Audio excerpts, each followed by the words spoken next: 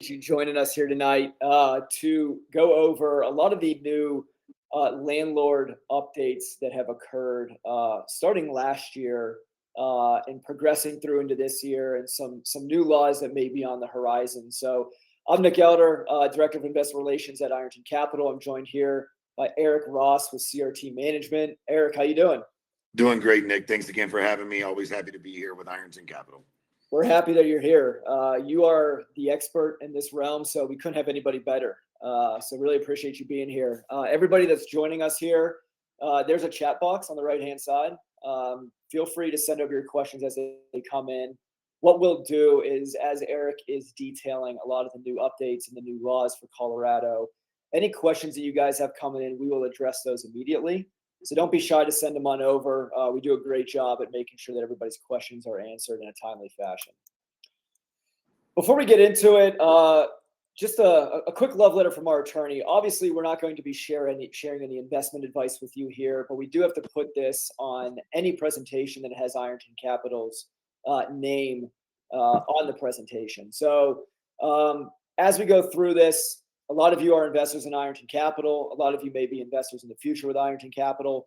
Please know that any investment, when we do have that conversation, any investment in a fund involves high risk. You guys are all real estate investors, so being an investor is risky. You understand the risk that is associated with it. Any forward-looking statements, which you won't hear on this presentation, but if you ever hear things like will, should, expect, plan, please know those are merely projections. Those aren't guarantees or matter of facts. And everything here, again, if you're looking at an investment, is confidential, but please feel free to share this information with any clients that you guys may have or any investor friends that you guys may have as well. These are very important updates, and it's really critical that you are up to date on everything. Here is the investment team at Ironton Capital. Again, we can go into this if any of you want to reach out afterward. You all know who Lon Welsh is. A lot of you might know who Brent Geyer is. We've got Richard Landry on our team as well, who makes a lot of the investment decisions and does all the underwriting and due diligence. So please feel free to reach out to us. If you have any questions about Ironton Capital, if you want to meet anybody on the investment team, learn how we vet deals, we're happy to go through that as well. So I wanted to quickly go through that. And with that being said, from here on out, I'm going to turn it over to Eric. Again, everybody send your questions over. We'll get them addressed. Eric, why don't you kick off here? Howdy. So again, thanks for having me on tonight. We've done a couple of these, and just happy to get the information out. And a quick love letter from my attorney. I am not an attorney. I am not giving legal advice. If you need legal advice, tax, or any other, please seek that professional advice. So we'll cover 9 new laws in 2023, as well as, and this is a slightly updated or not updated slide here. Nick, if you want to make a note, rent control proposals in 24, they didn't happen. But we will hit off 2 of the big laws that occurred in 2024 and their effects. Supply, so 12% to Colorado rental supply in 2024. Normally Lon's here, and he's got a slide that kind of goes with this, but we do have continued growth in the overall supply. I don't have those numbers in front of me. We have had some ex-Airbnbs repositioning to long-term rentals. So that supply has gone up overall in 2024. Demand, flat to slight growth. Rents have come up, but it's not a huge rent increase as we've seen in 21 and 22. And those local outlooks, the headwinds against rent, vacancy concessions, property taxes, and insurance. So, that's the big things that we'll work through tonight. As you have questions, please do throw those on there. Yep. We'll make sure there's time at the end for just general Q&A. I'll touch a little bit on that supply. I think I can kind of speculate the slide that Lon would have in here usually. We're seeing this across a lot of markets. It's not just unique to Colorado, but there is a lot of new supply coming on. You're seeing a lot of things in the Class A side where people are, operators and managers are offering 2 months of free rent.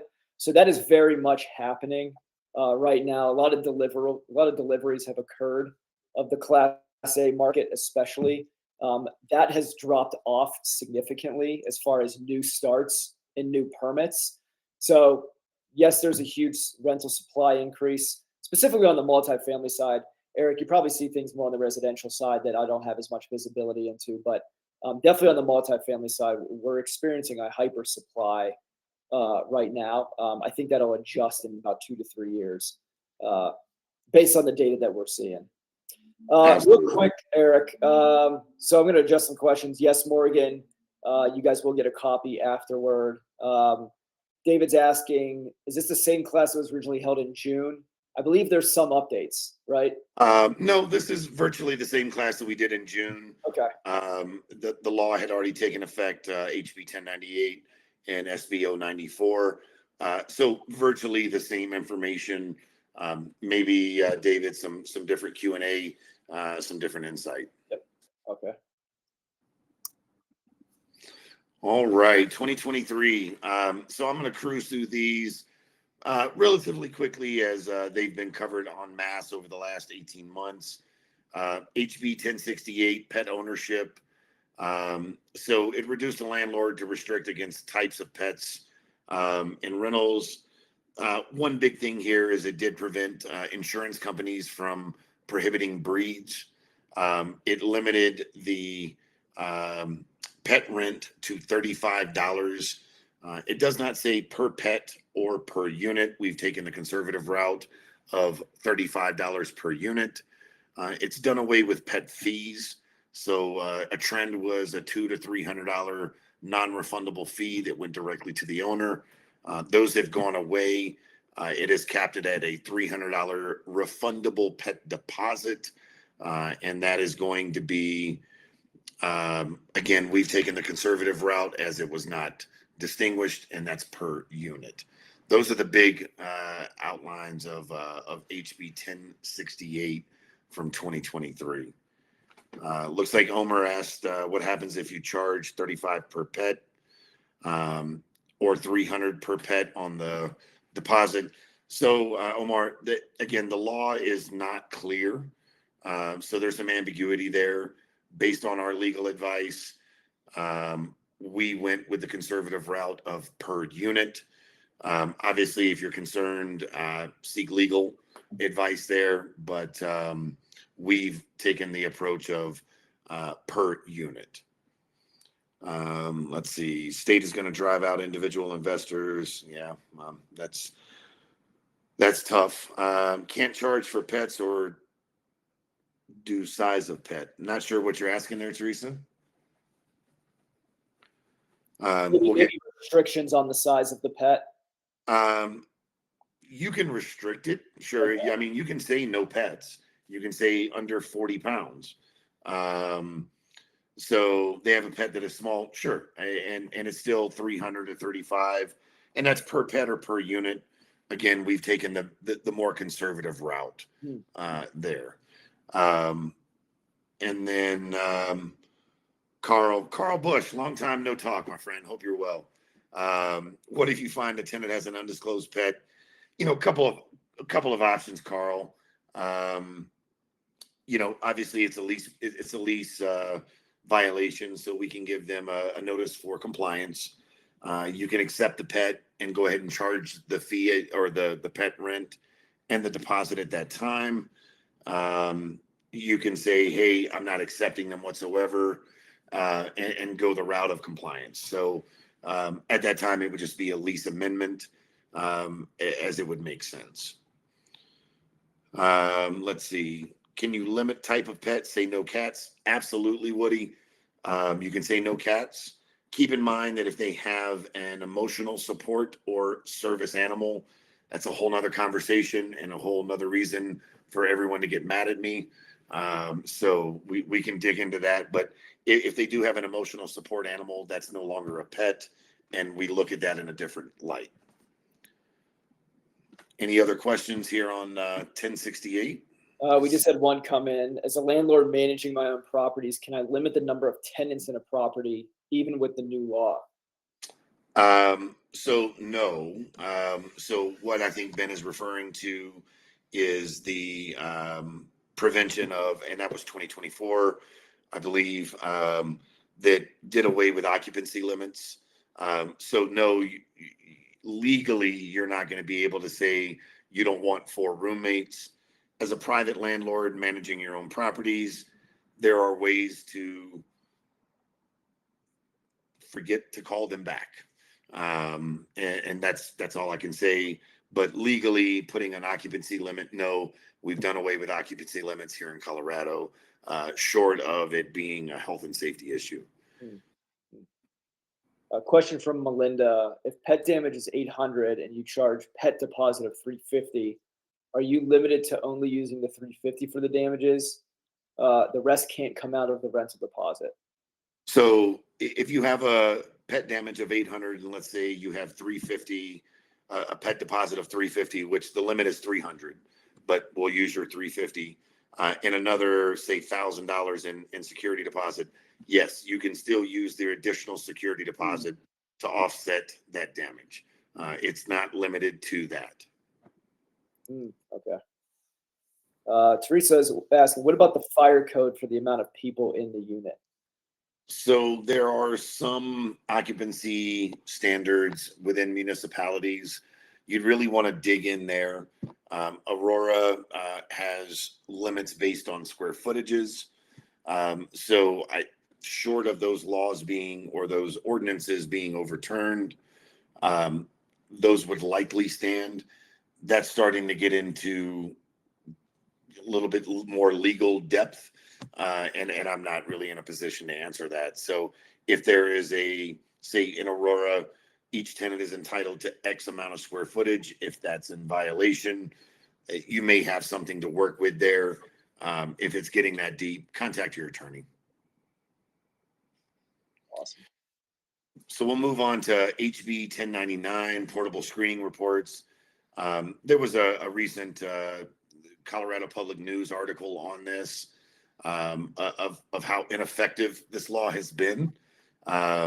So the HB 1099 screening report says that if a tenant provides you a screening report that meets all the criteria of HB 1099, you're prohibited from charging that tenant an application fee. So it has to be readily available to the landlord via a link. It has to provide pertinent information. We've yet to see a screening report that meets the standard. What we've chosen to do as a management company is, if someone brings us a portable tenant screening report, we say, thank you so much. We're still going to do our own background and check. We're just not going to charge you for it. And we utilize our information for it. The biggest thing here is, if you're advertising, you do need to put some language inside of 1099 on your advertisement stating that a tenant has the ability to provide this portable screening report, and that the landlord is prohibited from charging an application fee for it. If you have specific questions, take a look at the law itself. It's pretty specific on what you need to do. Like I said, a year into this, we've yet to see a true portable screening report that met the criteria. We've placated folks and just said, hey, thanks. But you're still going to go through our background process to make sure that they meet the minimum requirements. HB 1095, prohibited provisions and rental agreements. The big parts here are they removed the ability to waive someone's ability to bring or join a class action lawsuit. And I believe the other big one there was having a tenant to be able to waive their right to quiet enjoyment. So there are a couple of other lease provisions that they deem to be prohibited. If you're using a property management company, or if you're getting your lease updated through legal or some legal source regularly, you really shouldn't have too much issues there. Who do you use for background and credit screening? So I use a company out of New York. It's called Rent Prep. A unique thing about Colorado is they stopped reporting to the National Criminal Database, the NCIC, in July of 2017. So any instant background report that you purchase through Zillow or any of these other Turbo Tenant is another one, and they run a Colorado background report. They're using that NCIC database, which means that if it has entered the database since July of 2017 to date, it's going to come back as no record found. Doesn't mean there's not a criminal record. It just means that Colorado stopped supplying data to that database. So our company, Rent Prep, actually does a jurisdiction on the state and local levels for Colorado to ensure that the criminal background check that we run is complete. So just be aware that if you're using an instant background check for your tenants, there may be lacking of data. Wow. Is there a cost associated, or what is the cost associated with that? So it's going to vary if you're running one report a month versus us running 70 reports a month. It's going to vary. So, there was a law passed in 2022 that says that we can only charge our actual cost plus administrative fees for application fees. So I think ours runs around $39, $42. And then I've got a roughly $12, so a 1 hour administrative charge. So our application fee is $55. And that's well within the guidelines of that law that came out. And we got another question here. Yep. Any of this apply to a single family home in Castle Rock if the owner rents it outright? So, Teresa, there are a couple of carve outs, and I'd have to go back and look. There are a couple of carve outs if you own or manage less than 5 units. I don't recall 100% which laws that apply to, because unfortunately I manage more than 5. But and it's not consistent. So there may be some carve outs in some of these laws for a single property owner renting out 1 unit. But I would be very mindful of even that carve out. Tenants are more savvy. There's a lot more free legal available to tenants, and they're just tying stuff up. So you have 5. So if you have 5, they definitely count.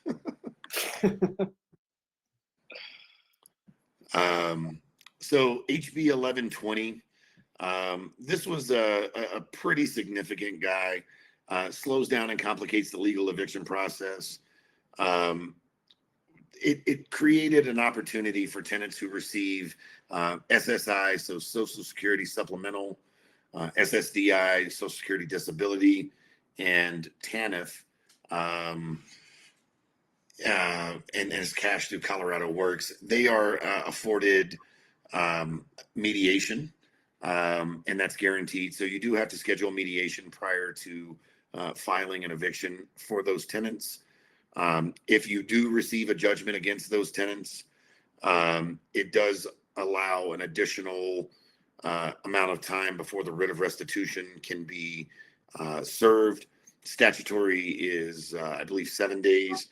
This allows for an additional 23 days. So 30 days before that writ can be executed on. So it has definitely slowed down the process when it comes to tenants who receive those 3 specific subsidies. Gotcha. So Aaron, I wondered, have you had to do many evictions since these laws have passed? we've done a handful. What's many, Nick? Yeah, I don't know. Well, I guess the question I was really getting at, have you noticed a considerable change in how long it's taken to do that before and after? Absolutely. Okay. So with these laws, we've added somewhere in just the actual legal process 2 to 3 weeks. Okay. And then if you add in the impact of the eviction moratorium going away and just some backlog, our sheriff's departments, so Denver County, Adams County, Arapahoe County, Jefferson, Douglas, they're backed up. So Adams County can be, after the writ is served, we're looking 3 to 4 weeks before we can get the sheriff out. So we've definitely seen an impact in the overall timeline of evictions. Absolutely. Gotcha. That's what I would expect. I've heard it all over the board. I mean, Yeah. I've one investor in particular who had Section 8 tenants, took her 5 to 6 months. I mean, it was pretty, maybe that's an outlier, but I figured That's definitely on the high side. Yeah. I tell my clients that if we miss payment in October, we should expect 75 days on the good side to get that property back. So it's definitely ticked up, especially when you go back to, when I started in the late aughts and really going in the early teens in Denver County before they changed the notice period to 10 days. We could have you out same month. So. Got it. And a question from Paul here on the topic of Section 8. Is there any requirement to accept Section 8 applicants? So short answer is yes. They made source of income a protected class, meaning that you can't discriminate housing against someone who receives a voucher. If they've met your minimum income requirements, which has now been updated to 2 times rent gross income, then they met the minimum requirements. So short of the property being priced above the voucher amount, Paul, yes, you are precluded from not accepting Section 8 applicants. Got it. Awesome. HB 1186, super simple here.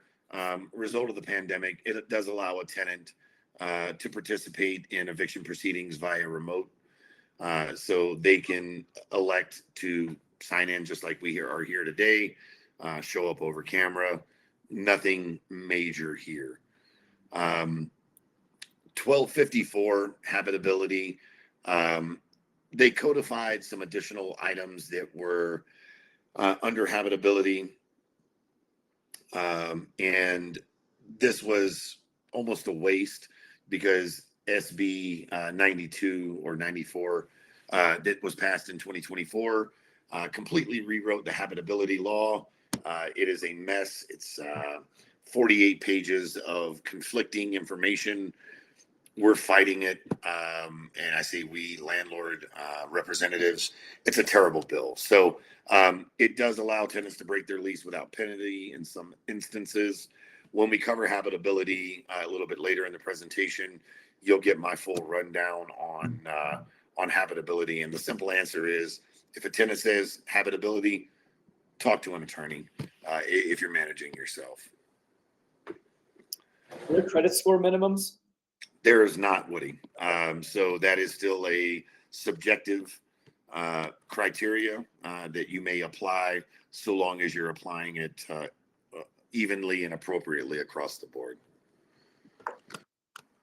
SB 23-148 increases requirements that landlords must follow where drugs were manufactured and creates a state database. So again, very similar to the meth laws that came out years ago on the sales side. They now apply to rentals. Again, if you suspect meth, test, remediate. Once you're remediated to the state standard, there's lack of disclosure requirements. But it did bring the current meth, if you will, rules over to the residential side. SB 23-184, protections for residential tenants. So this is really the most impactful, I think, from 2023. It speaks a little bit to Woody's question. So if they're a Section 8 tenant, we can no longer use their credit score or any negative information on their credit report to deny housing. So when I get a person who has a subsidy, we don't even run a credit score or a credit report because it's irrelevant. So I save myself the money, and basically their credit score is now moot. The fact that they owe a previous landlord is moot. The fact that they owe T-Mobile, AT&T, Comcast is moot. We can't use that to deny housing. It is this law that also reduced or codified rather the minimum income to 2x rent gross income. Prior, there was no minimum for that. It was set by each landlord. We used to use 3 times rent gross income as the minimum, but that is now set at 2. And it also capped out security deposits at 2 times rent. So what does that mean? If you want to charge someone because they have less than ideal credit or less than ideal references, you want to raise that security deposit, you can, but it caps out at 2 times rent, and that's to include pet deposits. So if you've chosen to do a double deposit for a tenant because they haven't met your minimum criteria and they have a pet on top of it, you're going to be precluded from charging 2 times rent plus 300. It does cap out at that 2x rent. Any questions there? That's it so far. Yeah, and sorry for the little bit of raspy voice. I'm fighting off about a COVID that I got rid of a week ago, so my apologies. Radon, so SB 206, disclosure of radon. So very similar to the lead-based paint law, there is now a disclosure. It says that if you've tested and you have results, you need to disclose that to the tenant. If a tenant tests as you haven't, and it is above the EPA limit, the tenant can request mitigation of that. If you don't mitigate, they can void their lease. If you don't disclose the information, the lease becomes voidable. So very simple.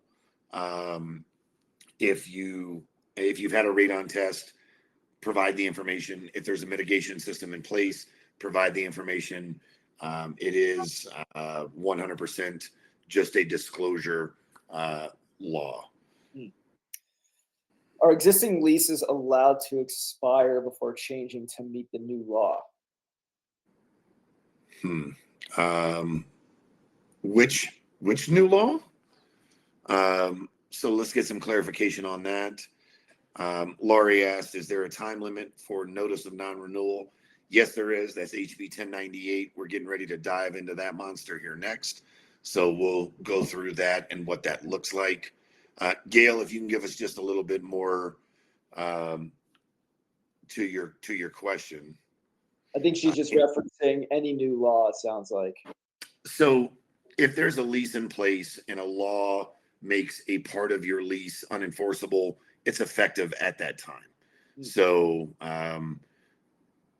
but yes, and check with legal. But if there's something specific going on in your lease that goes against one of these provisions, the law would likely stand as it is law.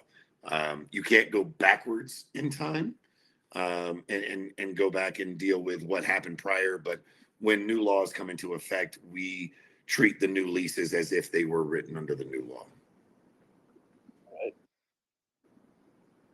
Okay.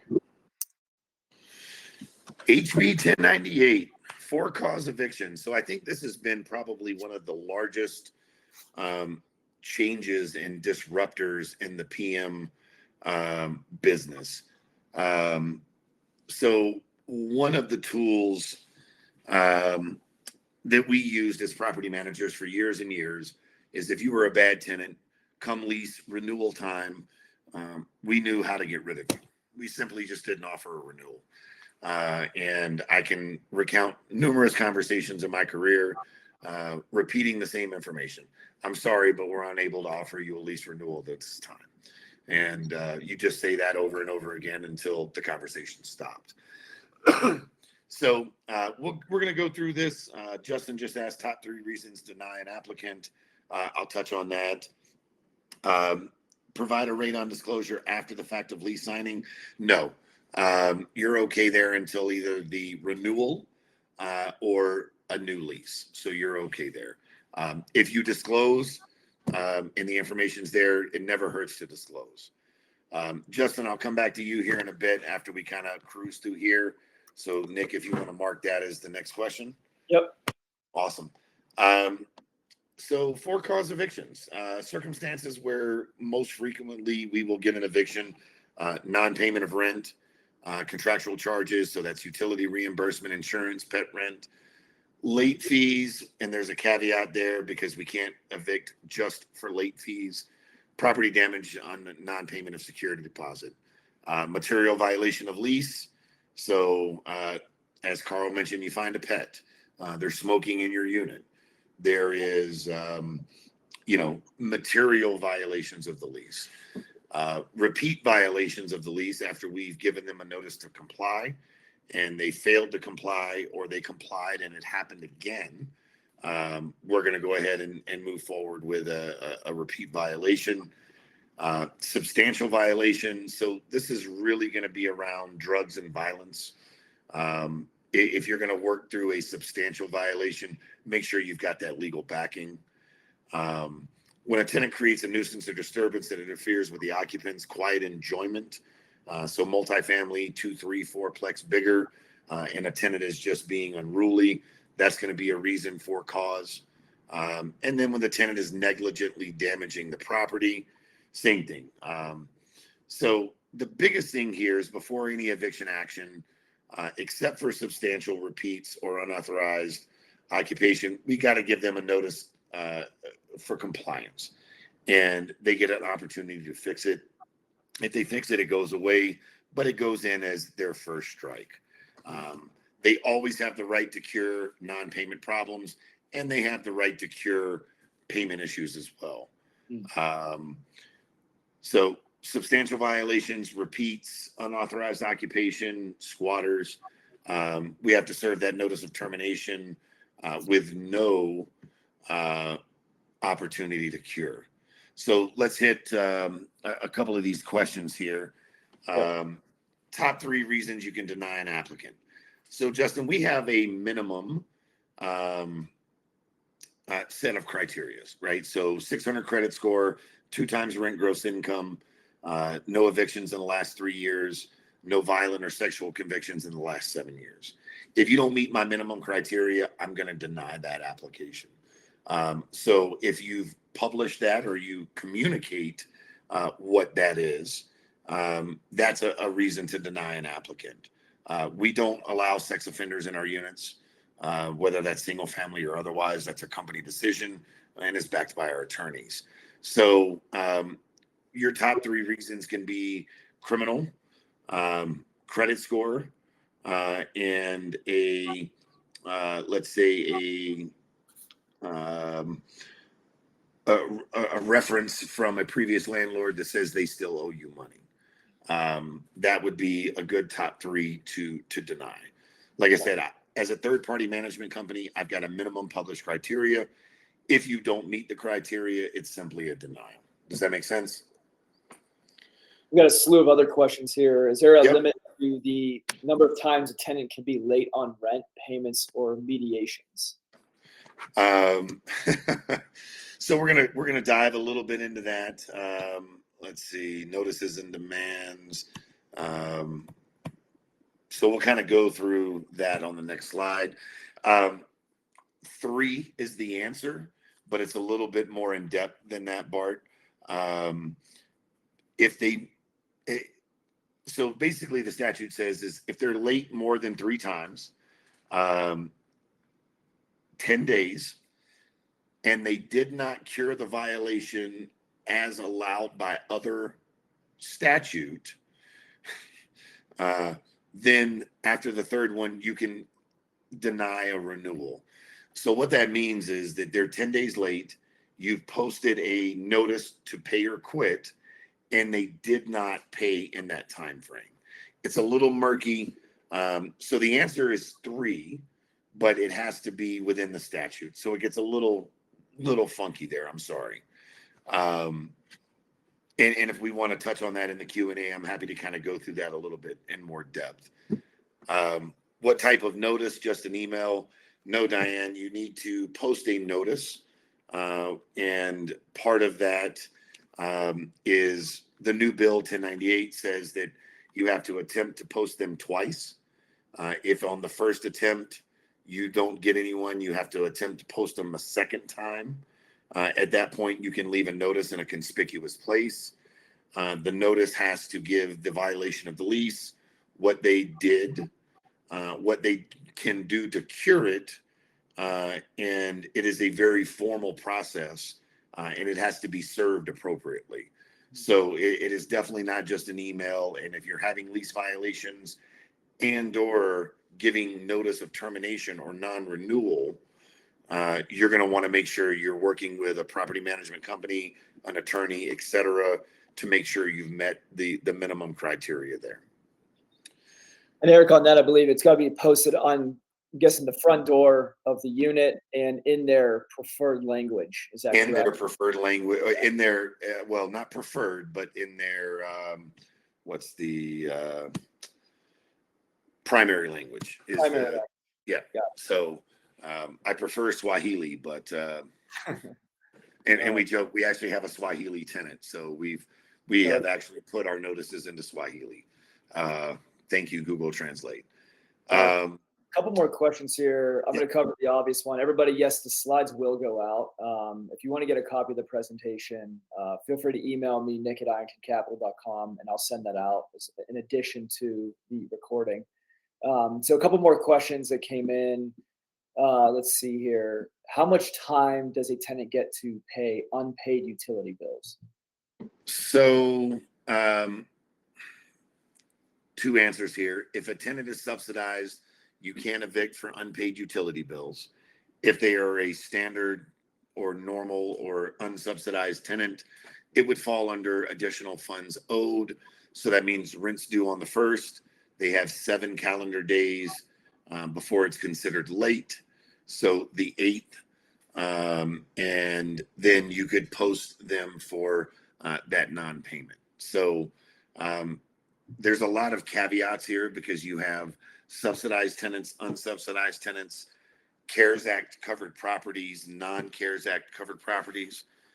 So unfortunately, the flow chart is not as straightforward as it once was. So if it's a non-subsidized tenant, that tenant would need to pay their unpaid utility bill along with their rent. Our practice as a management company is if we see that there's going to be a disconnection, we pay it on the owner's behalf.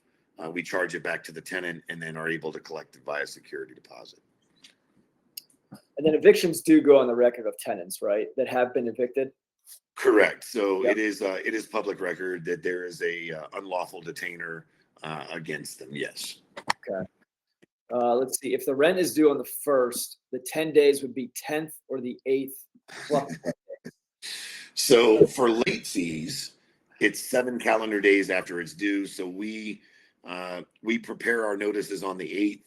Late fees apply on the 9th. In regard to the how many times or a tenant can be late 3 times to make them not eligible for renewal, that's 10 days. So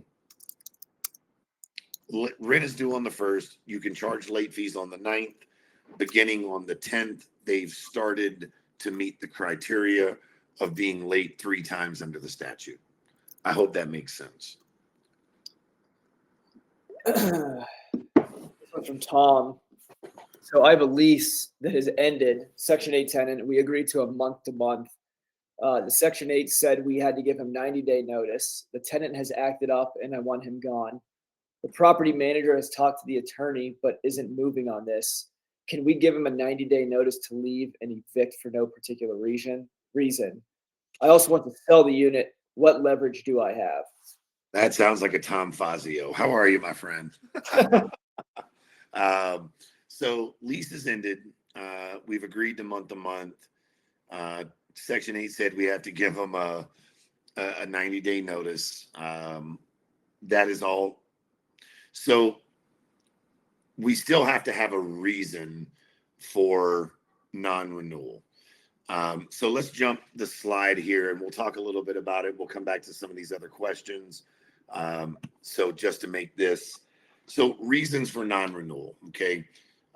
This is really what is around the basis of this law. So if you're going to have planned substantial repairs or renovations to the premises that will take longer than 30 days, that's a reason to give them a notice to terminate, a notice of non-renewal, formally called a notice to quit.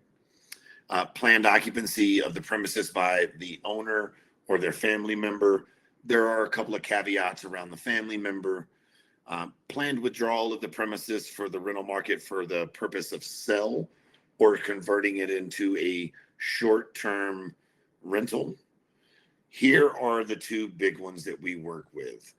The refusal for a tenant to sign a new lease with reasonable terms and a history of the tenant's late payment greater than 10 days, more than 2 times, meaning 3, and was not cured as allowed under the other statutes.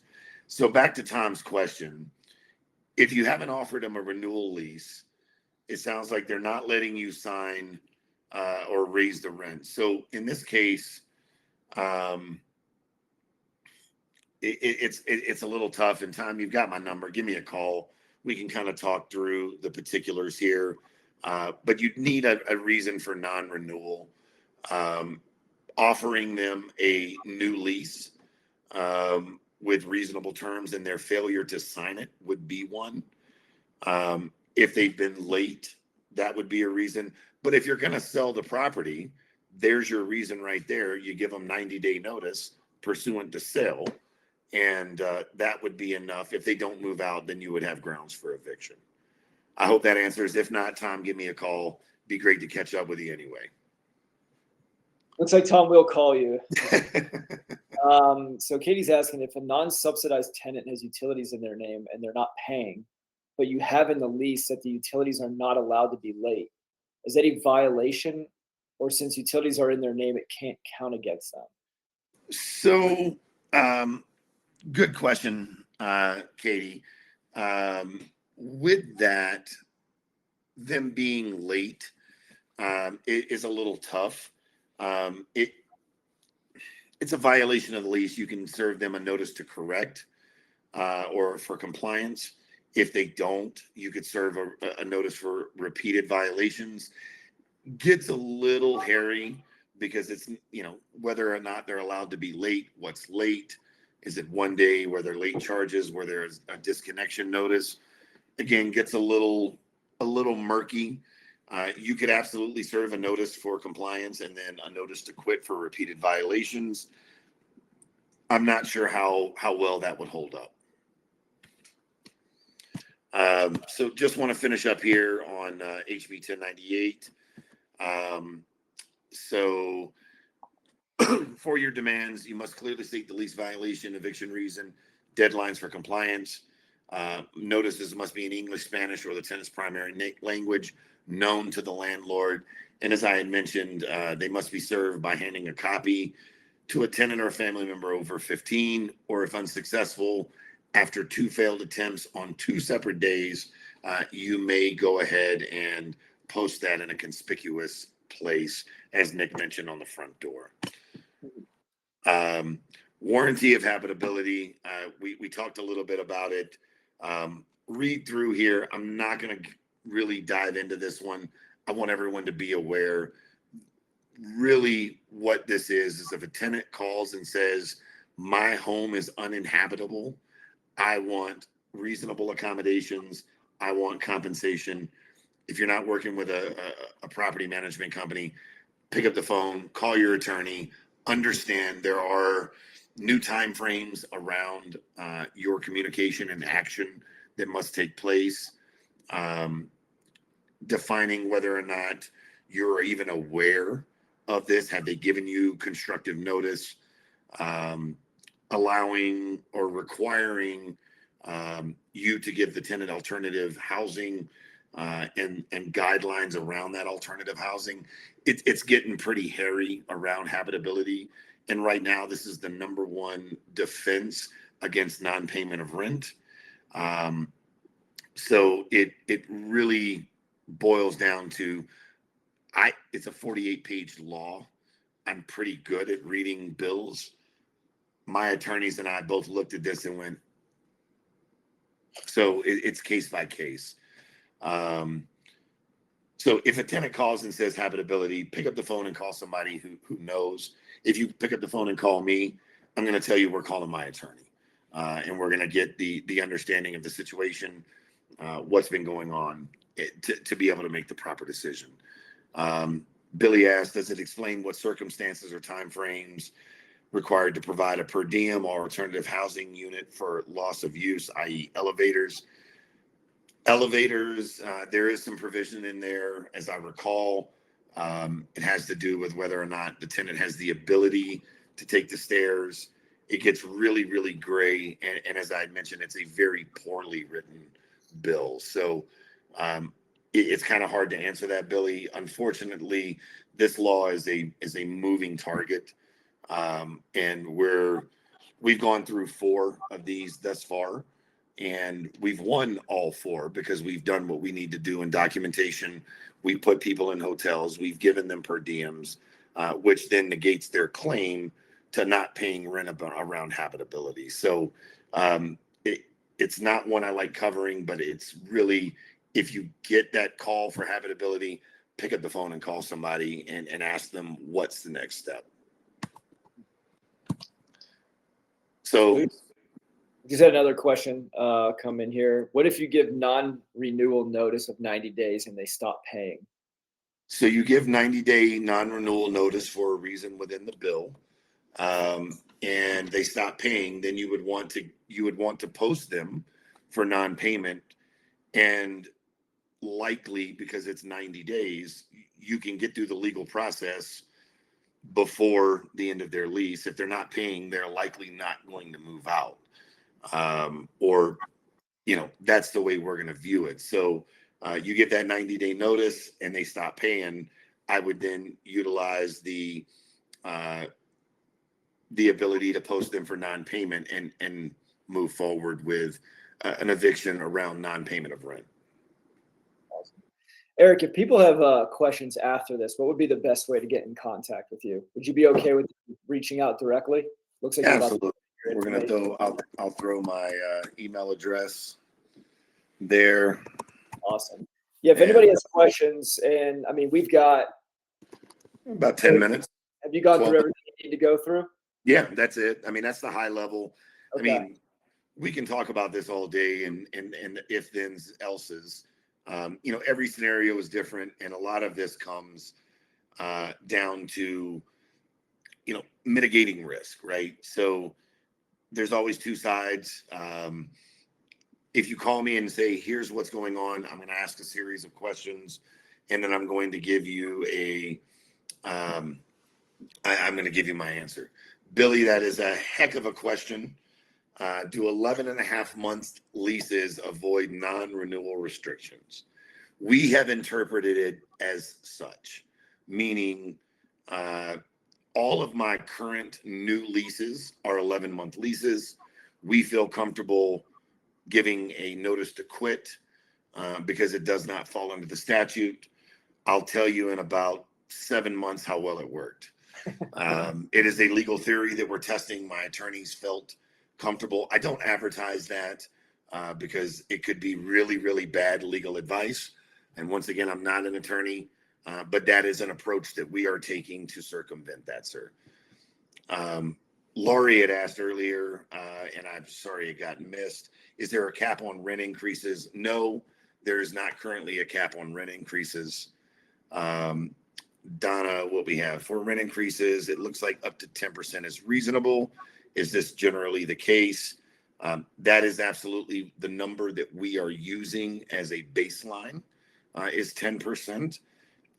There are some other factors in it.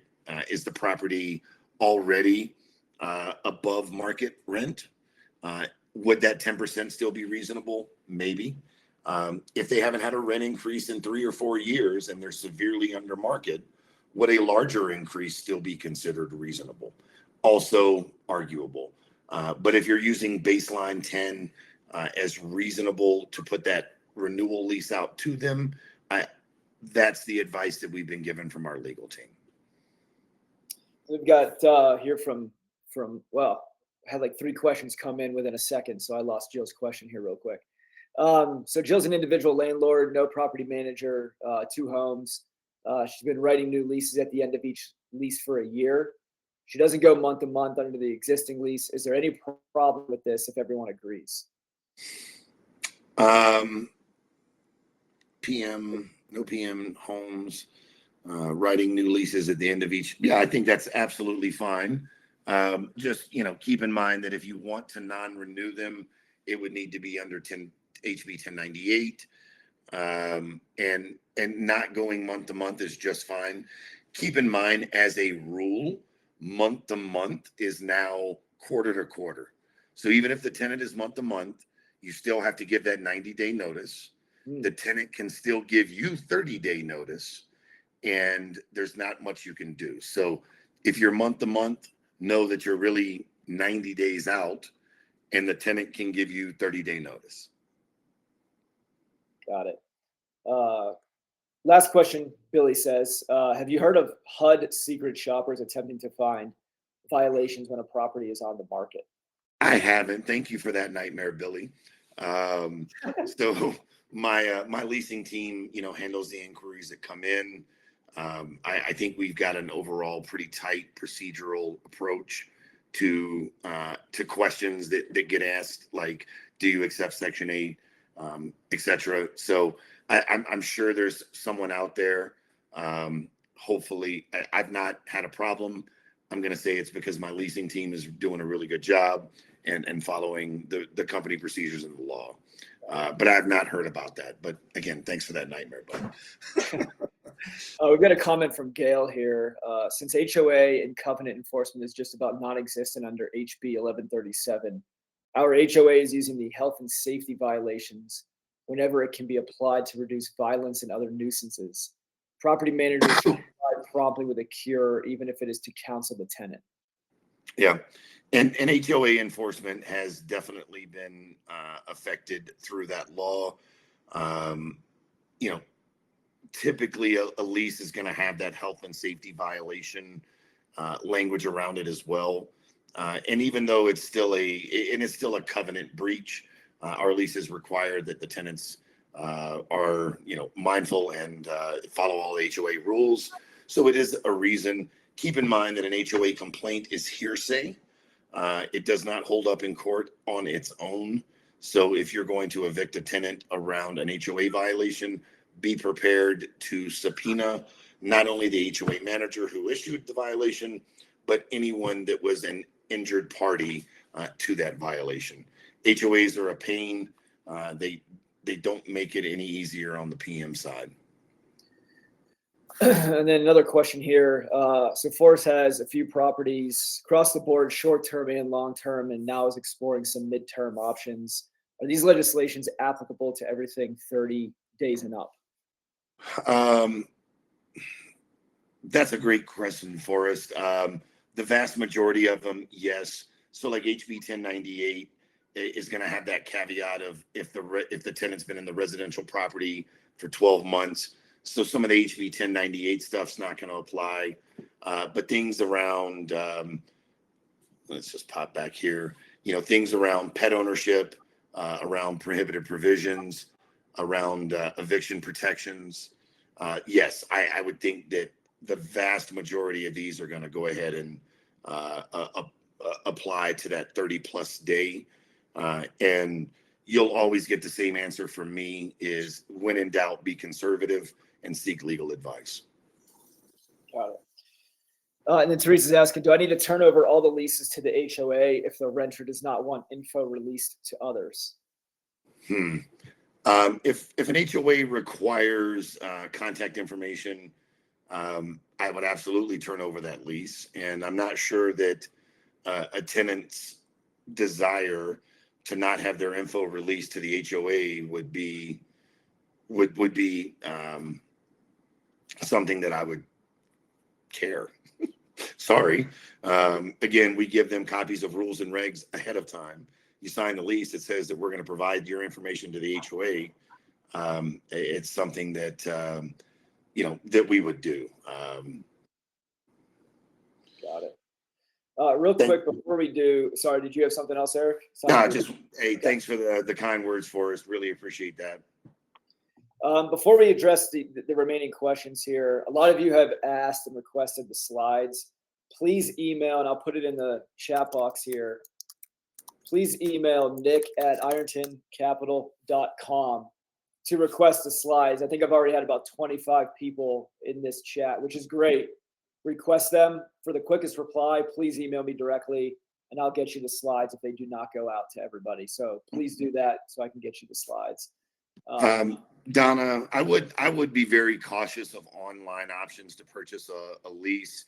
There are a number of attorneys out there. Greg Parham, who we have a great relationship with, that will help you with their lease. I'd be very, very cautious of online leases with updated laws. You're welcome, Edward.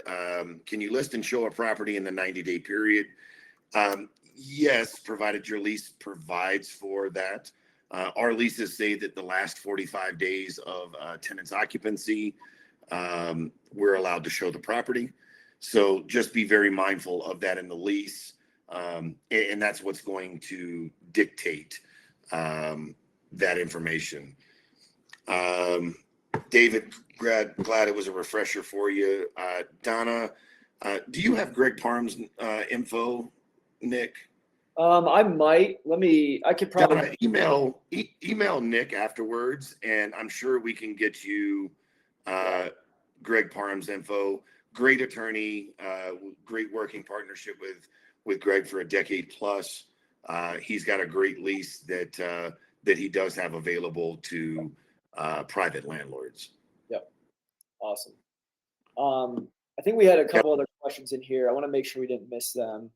I know you covered Donna's question. Can you list and show a property in the 90-day period?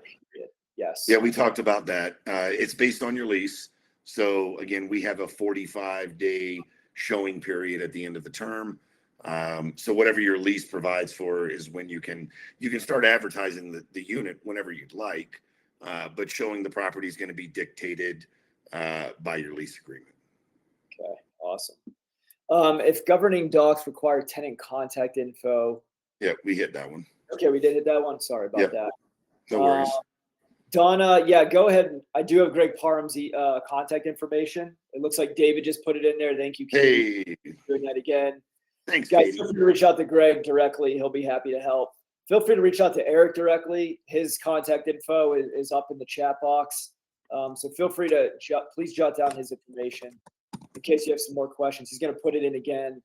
And then if you have any other questions or you want to get the slides, like I mentioned in the chat box, email me at irontoncapital.com, and I'll get you those. So we've got 2 more minutes. So if anybody has one more question, we'd be happy to cover it.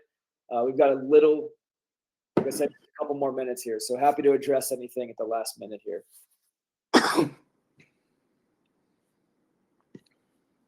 Sounds like that might be it. All right. All right. Well, hey, as always, Nick, thank you so much for having me. Thanks for being here, Eric. Appreciate you. Yep. Everyone on here, thanks so much for your time. If I can be of service, please don't hesitate to reach out. See you guys. Thank you.